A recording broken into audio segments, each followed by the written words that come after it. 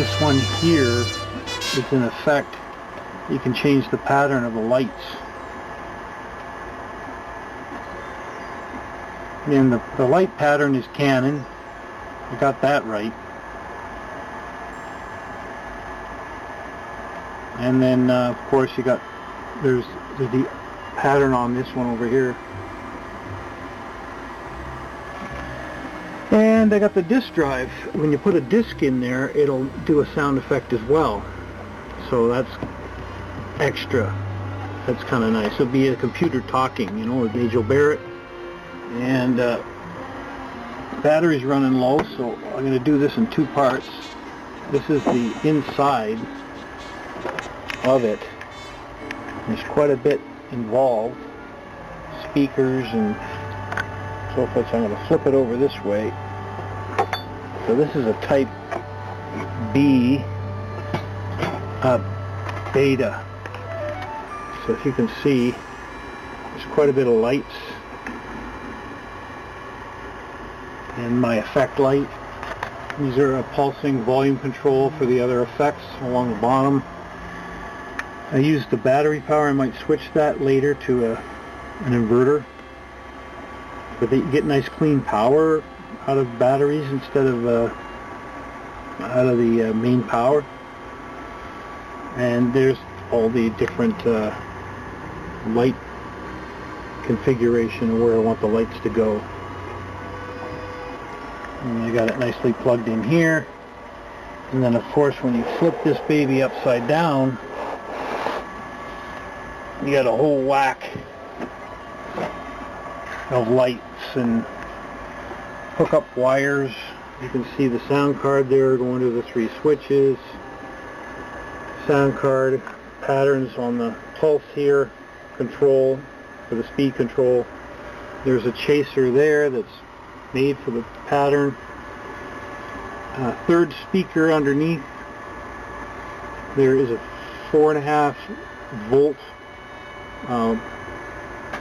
power source, and this is a 9 volt up here coming from, of course, the cord.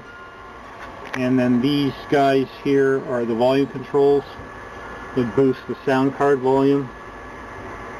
And this is my disk drive that I made out of little popsicle sticks, and there are little springs in there, so when the drive, the wooden disc goes down inside, it touches the springs and connects the circuit.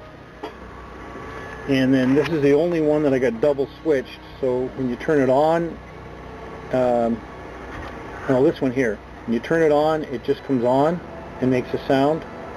But this is the only double switched one. When you turn it off, it'll also make a sound.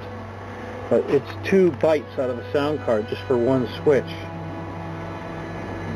I really didn't want to do that over here because I'd have to use like one full sound card basically on 2 switches. So these are just a sound that fires off when you turn it on, and it turns on the light as well, the one light on the front. So they're 2-pole switches, so it separates the voltage from the sound card, so you don't wreck the sound card and get distortion. So it's nice. A 1-pole switch you can't do as much with, but as you can see, it looks very complicated.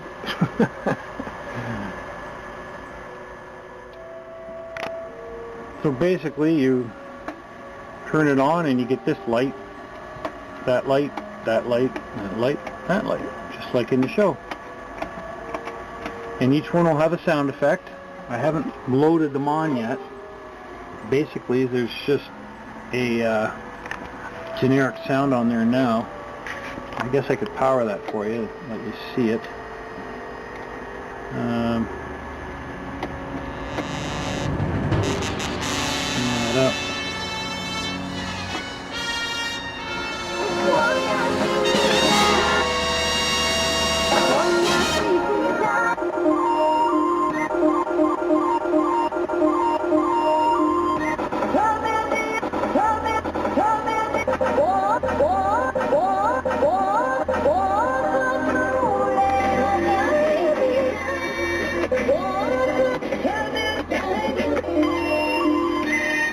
So that's basically it. I just use those as test patterns to know what the computer is doing. This will be a beta. Beta is basically configured from the color and the color of the buttons and how it's painted. There's also one called an alpha, which was the one that was all gray, and then there was the gamma, which had black buttons. But I'm going to do the beta, which has the colored buttons. And then there's the type A, smaller one, and that's being done here right now. Just a little guy. And I got the front being painted on the B, and this is the one that was in the shuttlecraft. As you can see, there's no square area there. And it's just a small, they call it the type A alpha, beta, gamma. So this is going to be a gamma based on the color of the buttons. It's a great website that explains this. And there's the inside of the A. It takes a while to put all these things together to get it right and to make it canon. And actually, funny thing is, these are dark holes. They're not lit.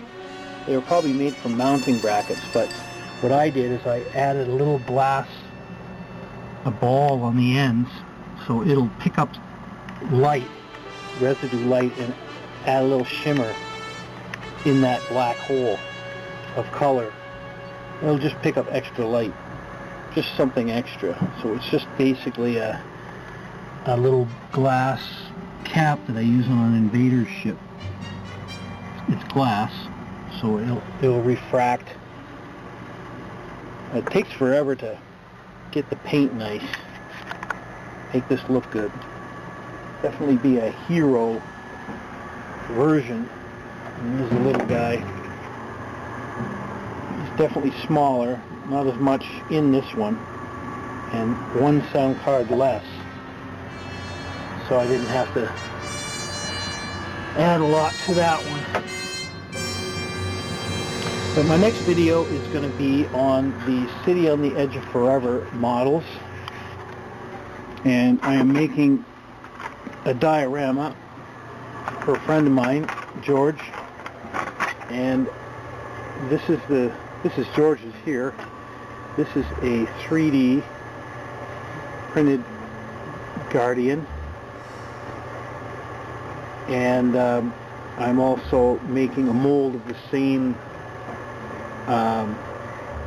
printed version, but it nicely fits together. So I'll be doing a video on that. It'll be a massive diorama on this, the sound effects as well. And there's the board, how it will be mounted. So there's a lot of work going on here, trying to get everything done. And of course, I'm working on an invader ship at the same time, so a 10-inch invader ship. So I'll be doing a video on that one as well. But for now, this was on the gammas and the beta Star Trek Type A, Type B computers.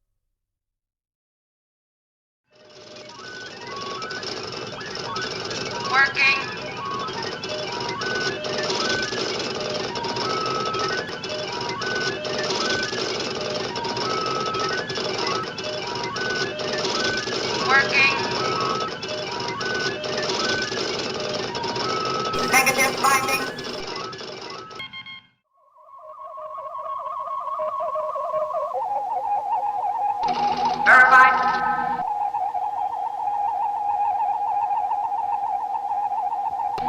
Working.